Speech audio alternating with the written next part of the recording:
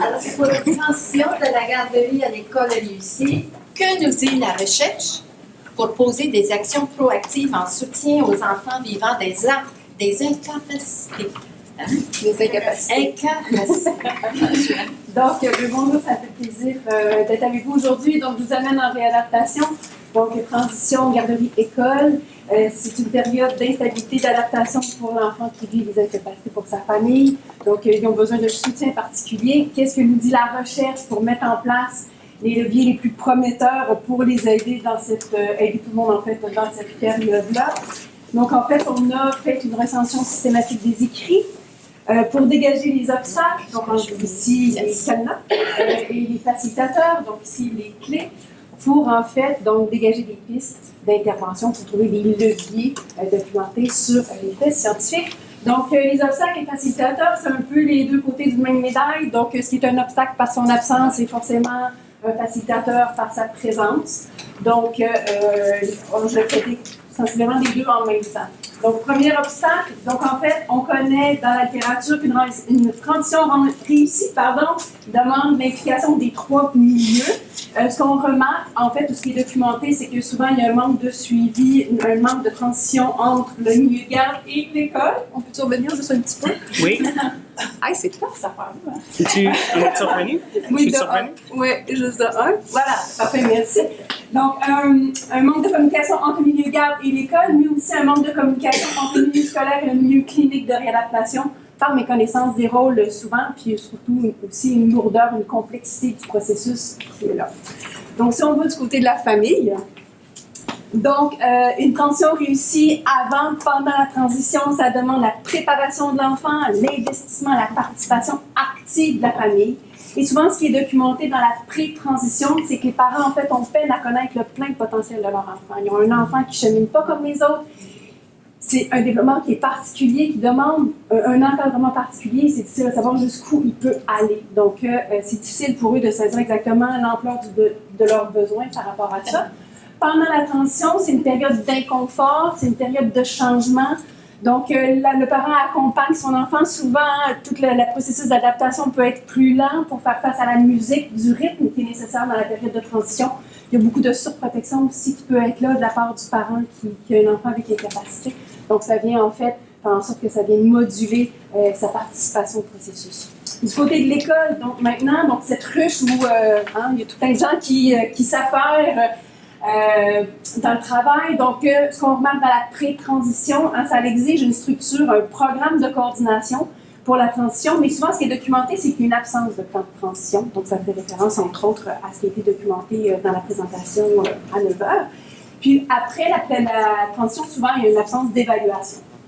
Aussi, c'est un choc des univers, souvent pendant la transition. C'est que, donc, dans la il y a des contraintes administratives, il y a des changements de philosophie, il y a un manque de connaissances aussi, de formation du personnel pour bien faire le lien entre le milieu de garde et l'école en impliquant le centre de réadaptation.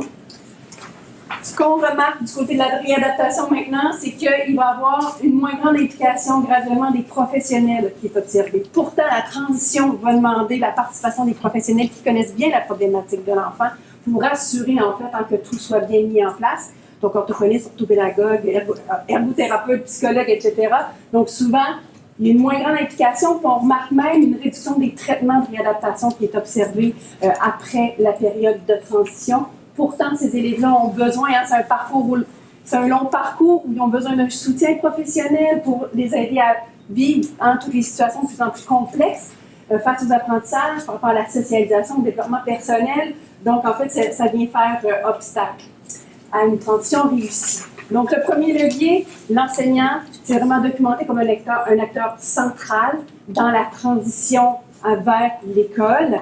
Puis, c'est documenté aussi qu'une relation privilégiée entre l'enseignant et l'enfant qui vit des incapacités, ça va favoriser le développement de la compréhension du langage, la qualité des interactions avec les pairs, un meilleur comportement, un meilleur fonctionnement de l'enfant. Donc, il faut vraiment l'inclure et le former et le soutenir par rapport à ça. Deuxième levier, les équipes, tant école que réadaptation. Donc, en fait, il y a des suggestions pour favoriser cette transition-là de, par exemple, impliquer l'éducateur spécialisé de réadaptation dans le cours du processus pour qu'ils donnent un soutien qui diminue graduellement au fur et à mesure que la tension se fait.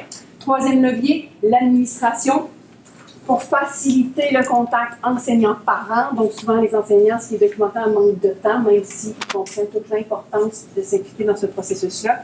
Puis de mettre en place aussi, hein, pour les parents, pour faciliter le contact, souvent, il y a des craintes, il y a un manque de confiance qui est là. Donc, il faut que la structure administrative permette cette mise en confiance-là. Donc, somme toute, l'implication des trois milieux est essentielle. Donc, en fonction des caractéristiques de l'enfant, du milieu scolaire, du milieu de réadaptation. Donc, en fait, il y a une multitude de portes d'entrée en fonction des caractéristiques des trois milieux. Mais maintenant, il faut s'assurer de trouver la bonne clé pour avoir la bonne serrure, pour favoriser, en fait, une transition qui est riche et réussie pour l'enfant.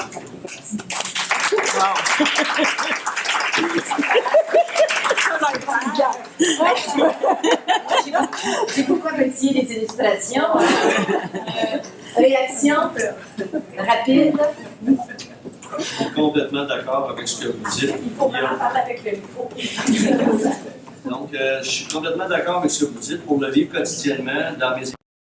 Lors des transitions, les centres de services hospitaliers ou CRDI, CRDP ne parlent pas avec les écoles. On doit courir après l'information.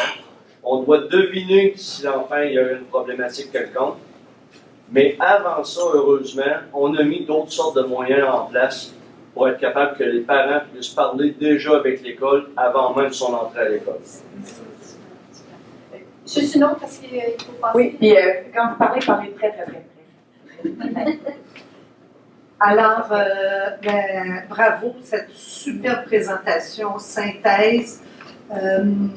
Moi, dans mon rôle à Montréal, à une école montréalaise pour tous, je suis co-porteur du chantier Transition vers l'école à Montréal. Ce que vous avez nommé, c'est un des plus grands enjeux. J'ai entendu monsieur aussi, mais ce qu'on sait aussi pour essayer de démontrer l'autre côté de la médaille, c'est tout l'enjeu du secret professionnel. Donc, quand les parents n'ont pas signé, donc il y a un enjeu central autour de ça. Il y a beaucoup de travail qui se fait là-dessus actuellement, mais moi, j'aimerais vous reparler. Merci beaucoup et c'est à ton tour, Joanne. Merci.